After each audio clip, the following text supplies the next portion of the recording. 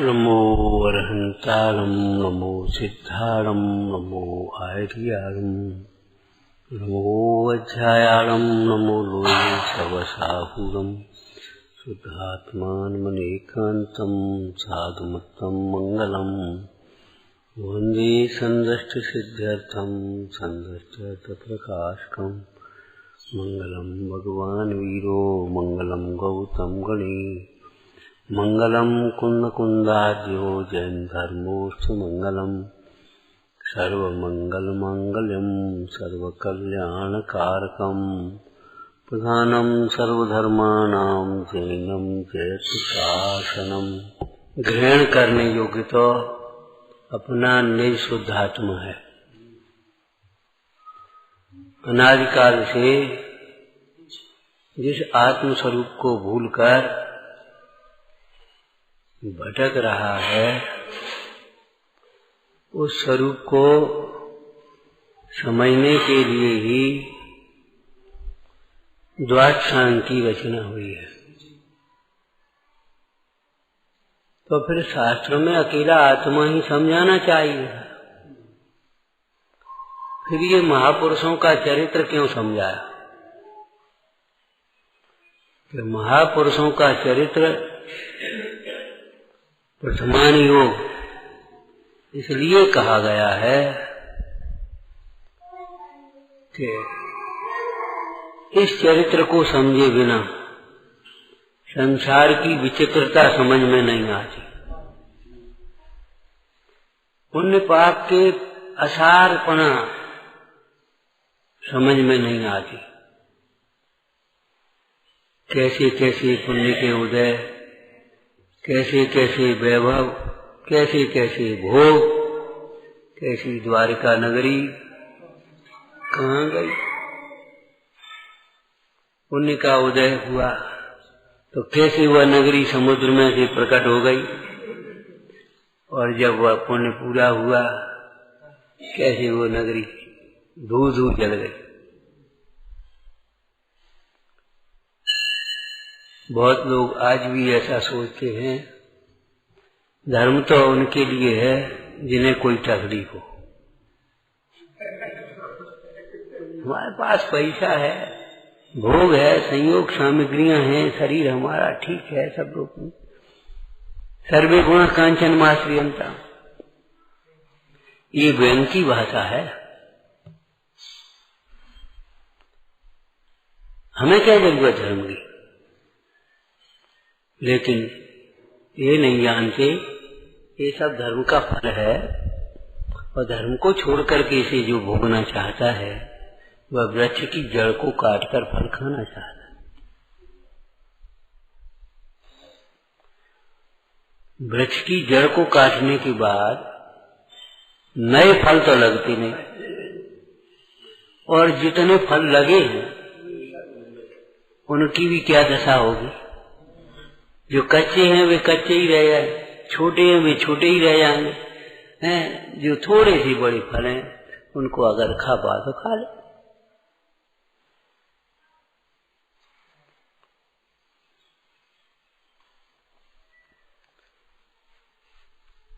तो ये आत्म स्वभाव को समझने के लिए महापुरुषों का चरित्र समझना बहुत जरूरी है। कोई नमूना तो हो। हम आत्मा को क्यों समझें, आत्मा की आराधना क्यों करें? विचार करो, तीर्थंकरों ने क्यों करी, चक्रवर्तियों ने क्यों करी? उनके पास तो तुमसे बहुत ज्यादा वैभव था, शरीर स्वस्थ था, स्वर्ग के देव आते थे उनको देखने के लिए, लेकिन जानते थे ये सब तो अध्रुव है, विनाशी है। यदि हम अपनी भाषा में कहें तो क्या कहेंगे? देखो भाई, इन संयोगों को या तो हम छोड़ दें, नहीं तो भी संयोग हमें छोड़ देंगे। समय रहते पराई वस्तु हम वापस कर दें, लेकिन अगर नहीं वापस करते हैं तो जबरन छीन ली जाएगी। तुमने भजन पढ़े, काया की कोठरी एक खाली करा ली जाएगी। तुम खाली नहीं करोगे तो वो खाली करा ली जाएगी। पराई वस्तु तो पराई वस्तु है, अध्रुव तो अध्रुव है। तुम सोचो नहीं नहीं ये तो नहीं, अगर हम इसे नहीं छोड़ेंगे तो ये सब वस्तुएं हमें छोड़ देंगी।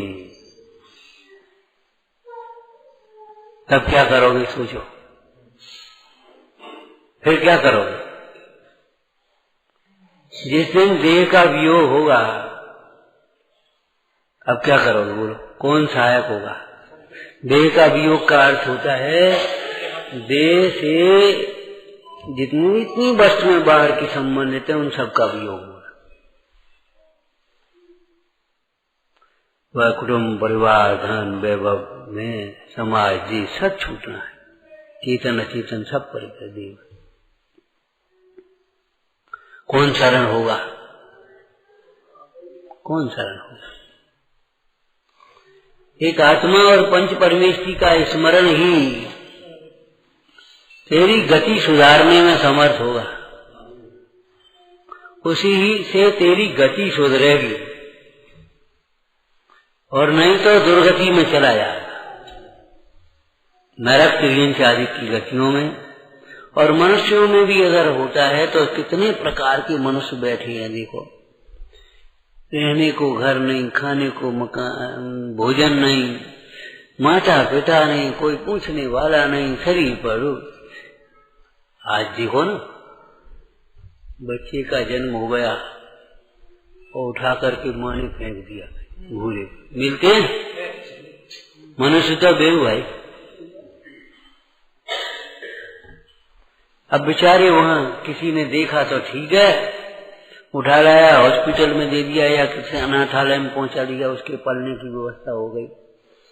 और नहीं तो क्या कुत्ते ही चीर के खाया है, छोटा बच्चा कुत्ते ही चीर के खाया।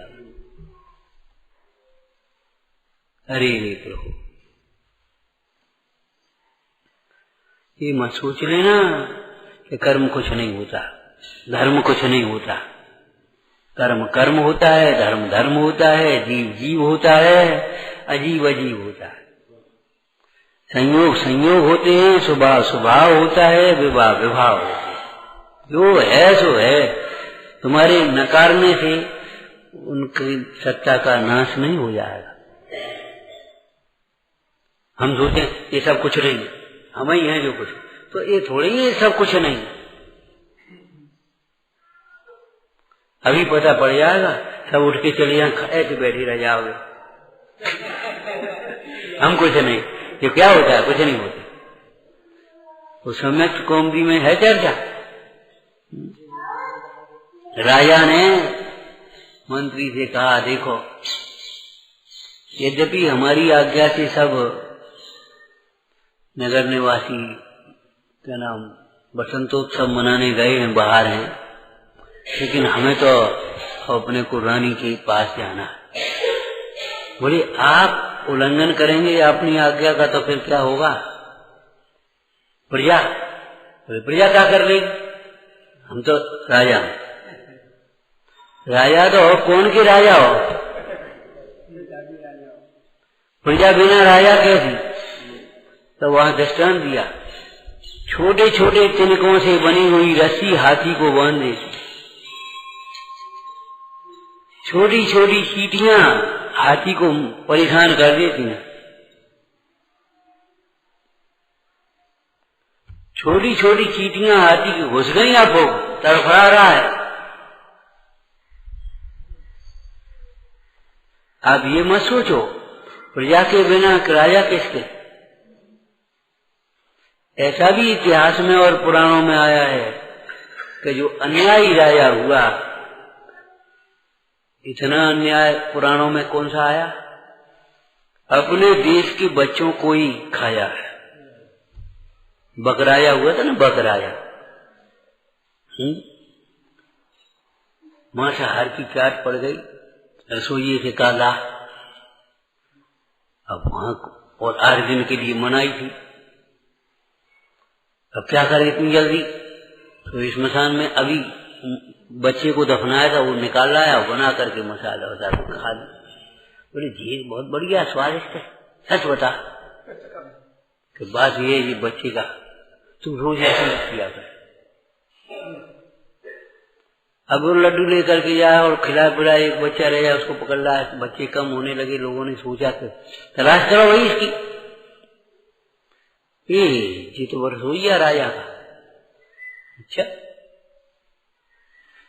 राजा ने उसे नगर से बाहर उस बक राजा को प्रजा ने नगर से बाहर निकाल दिया, उसके पुत्र को राजा बनाया। तो ऐसा मत सोचो प्रजा के बिना राजा, किसका राजा?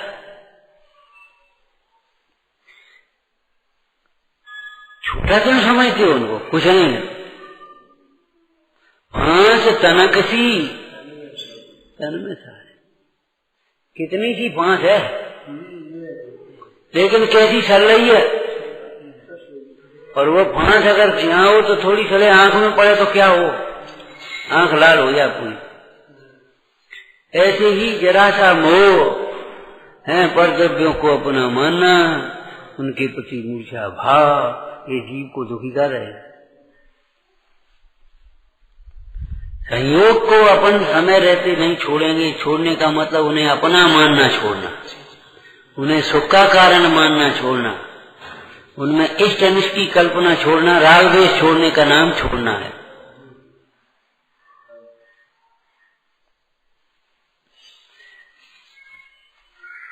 तो क्या होगा?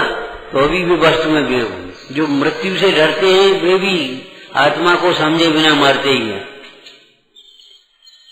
जो मृत्यु से नहीं डरते, आत्मा को समझते हैं, वे तो अमर हो जाते हैं। लेकिन जो डरते हैं परंतु आत्मा को नहीं समझते, उपाय नहीं करते, वे भी कुमरण को प्राप्त होते हैं।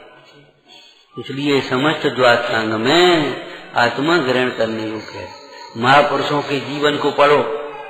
चलो महावीर स्वामी की अभी शासन जयंती आ रही है, इन्हीं में से बताओ। महावीर भगवान के जीव ने जब तक अपने स्वरूप को नहीं समझा तब तक संसार में रुकता रहा। पुराण के अनुसार भी देखें तो पूरे चौथे काल, आदिनाथ से लेकर के पूरे चौथे काल तक संसार में घूमता, और शिव की पर्याय में सम्यक तो जब तक प्राप्त नहीं किया तब तक तो क्या होता रहा। 2-4 भव तो तपस्या के बल से स्वर्ग गया, फिर मनुष्य हुआ, फिर स्वर्ग गया, फिर मनुष्य हुआ, उसके बाद तो फिर असंख्यातो भव कुकरी सुकरी हीन पर्यायों एक इंद्री में भी। आत्मा को समझे बिना तीर्थंकर होने वाला जीव भी सुखी नहीं हुआ। निस्तार तब हुआ, कल्याण तब हुआ जब उसने अपने आत्म स्वभाव को समझा।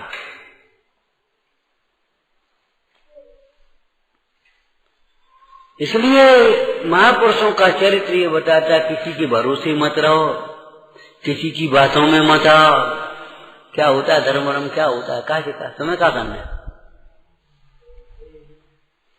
अपने मिथ्या प्रशंसकों से, अपने मोही जनों के समूह से, जिसको के सोमदेव स्वामी आचार्य ने क्या कहा, ठगों की टोली, सावधान रहो।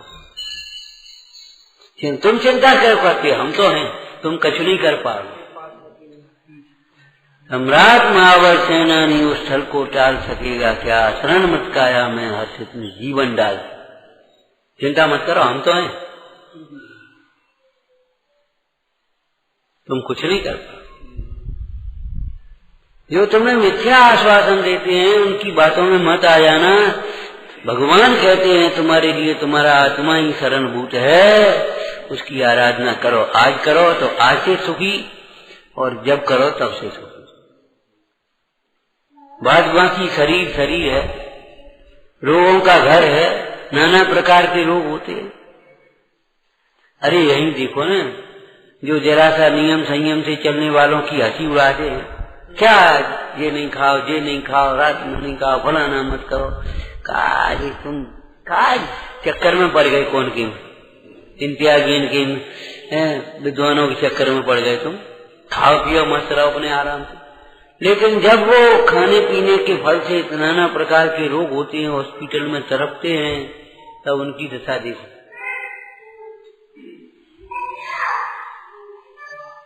ये रोग आदि भी किसी के दिए हुए नहीं है, अपनी ही दुष्प्रवृत्तियों का फल है।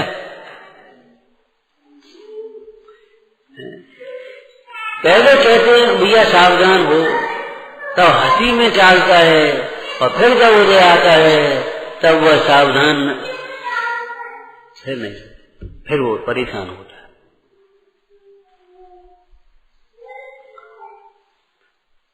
तो महापुरुषों का जीवन चरित्र, उनका दर्शन हमें शुद्धात्मा को समझने के लिए प्रेरित करता है। हमारा मानस तैयार करता है। जैसे कोई चाट पकौड़ी नाश्ता करता रहे 2-4-6 दफे दिन भर, तो उसको समझदार समझाएंगे भैया ये नाश्ता है तो बीमार पड़ोगे, टाइम पे रोटी खाओ, क्या दाल रोटी से काम चलेगा, ये नाश्ता वो हमने नाश्ता कर, अरे भैया ऐसा नहीं, ये ठीक नहीं है, बीमार पड़ जाओगे। ऐसे ये भोग संयोगों में सुख की कल्पना करके भैया आत्मा को समझो, दुर्गतियों में जन्म हुआ, क्या करोगे, वहां भोग भी नहीं होंगे, कुछ भी खाने के लिए तरस जाता है जी, चाहे कुछ खाने वाला, चाहे जैसे खाने पीने वाला जीव कुछ भी खाने के लिए तरस जाता है। देखो जाकर के हॉस्पिटलों में, तो महापुरुषों का जीवन चरित्र हमें आत्मा को समझने के लिए प्रेरणा करता है। और कर्मांग योग हमें क्या कहता है, सुनो, अगर आत्मा को समझा नहीं तो इतना बंद होगा, ऐसी ऐसी जगह जाओगे, ऐसे कर्म से हो जाएंगे, ऐसे संयोग मिलेंगे। तो उसका मन आता है कि हाँ भाई आत्मा को समझना चाहिए। ठीक है, हम तो आत्मा को समझेंगे, घर ही समझ लेंगे, किताब पढ़ लेंगे, वहीं पूजा कर लेंगे चौकी लगा करके, और भगवान की कृपा से हमारा सब काम होगा। नहीं भाई, नहीं हो पाएगा। तब भी कहते देवशास्त्र गुरु की शरण में आओ, कुसंग को छोड़ करके चरणान योग कहते हैं। आत्मा को समझने के लिए विधि बताता है, कहाँ समझा जाएगा आत्मा, कैसे समझा जाएगा आत्मा है। फुर्सत निकलेगी नहीं, निकालनी होगी, उपयोग लगेगा नहीं, लगाना होगा, उसके लिए मानस तैयार कर। और फिर शुद्धात्मा का स्वरूप ऐसे तो रखा नहीं है। शुद्धात्मा नव तत्वों के भीतर छिपा हुआ है, इसलिए नव तत्वों को समझे बिना शुद्धात्मा कैसे समझ में आएगा। इसलिए देवशास्त्र गुरु को जो शुद्धात्मा को नव तत्वों को समझाते उनको समझो, और फिर नव तत्वों को समझो, पश्चात नव तत्वों के विकल्प से पार शुद्धात्म स्वरूप को ग्रहण करना, यही द्वादशांग का सार है। तुम इधर जाना, इधर से इधर मुड़ना, इधर से उधर मुड़ना, वहां से आकर के कपड़े बदलना, वहां जाकर के फिर ऐसे पहुंचना, फिर पूजा में शामिल हो जाना, ये काय के लिए है, इतना राउंड गाय के लिए, ये विधि है। ऐसे ही 4 अनुयोग तो अप्रतिबुद्ध जीवों को एक मानस तैयार करो, समझने की पात्रता बनाओ, समझने के निमित्त मिलाओ, तभी तो समझेंगे, वैसे ही थोड़ी समझ लेंगे। इसलिए ये 4 अनुयोग हैं। बाद बाकी 4 अनुयोग और द्वादशांग समस्त शुद्धात्मा ग्रहण करने योग्य है, शुद्धात्मा को समझने के लिए। यही जिन शासन का सार है। ऐसे शुद्धात्मा का अनुभवन ही जिन शासन है, और ऐसा अनुभवन ही साक्षात आनंद रूप है। आत्मा आनंद रूप तो है, लेकिन आनंद के वेदन रूप नहीं है। जब आत्मा का अनुभवन हो तब आनंद का वेदन हो। जैसे मिश्री का मिठास, मिश्री मीठी तो है लेकिन आस्वादन नहीं हो तो मिठास का वेदन नहीं। अरे तुम मिश्री मीठी मीठी कहते भी रहोगे और मिश्री को सामने भी रखे रहोगे थाली में, और अगर कचौड़ी खाओगे तो मिठास का वेदन नहीं, मिर्ची की चरपड़ाहट आएगी। ऐसे तुम आत्मा की चर्चा भी करते रहोगे, आत्मा का चिंतन भी करते रहोगे, मैं तो आत्मा हूँ, लेकिन अगर शरीर को अपना मान करके वेदन करोगे तो तुम्हें आकुलता का ही वेदन होगा।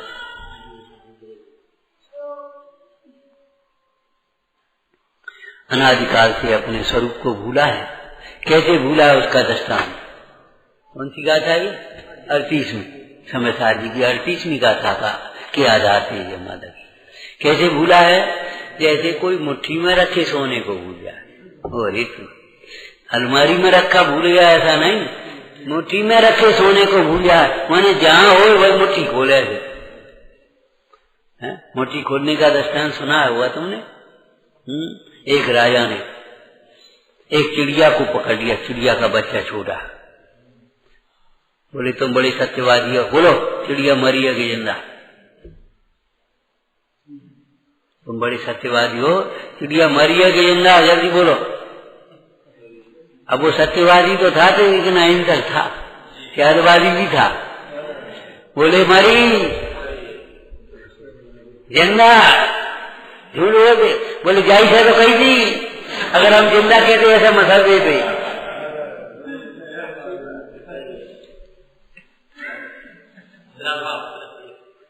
सत्यवादी होने से पहले त्यागवादी होना चाहिए।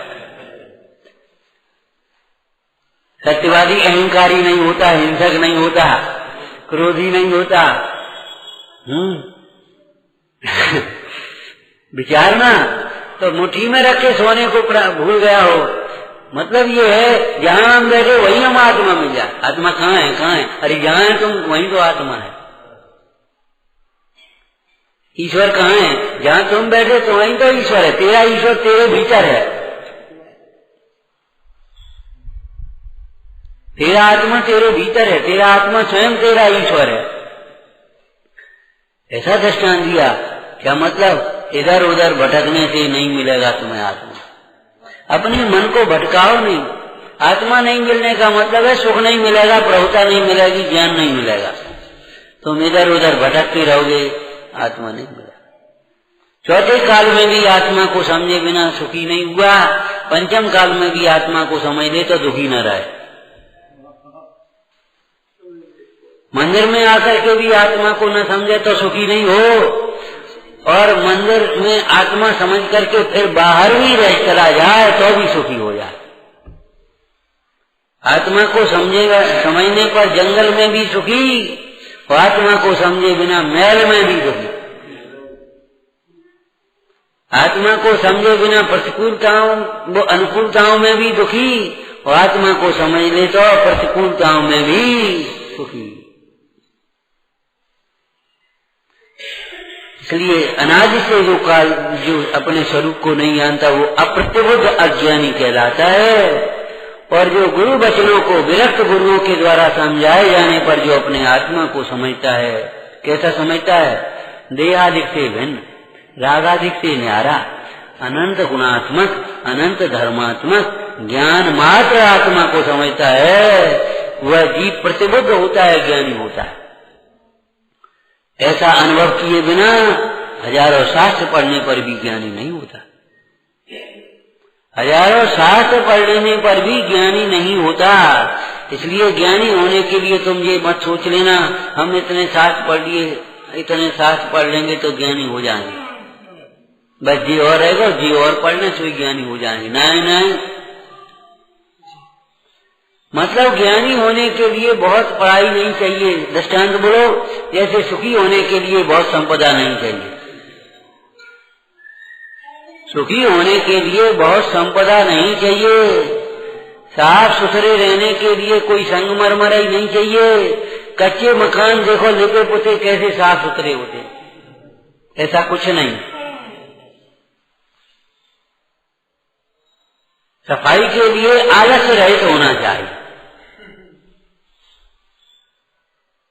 ऐसे ही ज्ञानी होने के लिए बहुत शास्त्र नहीं चाहिए, बहुत बुद्धि नहीं चाहिए, बहुत समय नहीं चाहिए। यही तो बहाने बना के हमारे पास ज्यादा समय नहीं है तो ज्यादा की जरूरत ही नहीं, हमारी ज्यादा बुद्धि नहीं है, ज्यादा बुद्धि की जरूरत भी नहीं है। ज्यादा बुद्धि तो उल्टी और चलती है।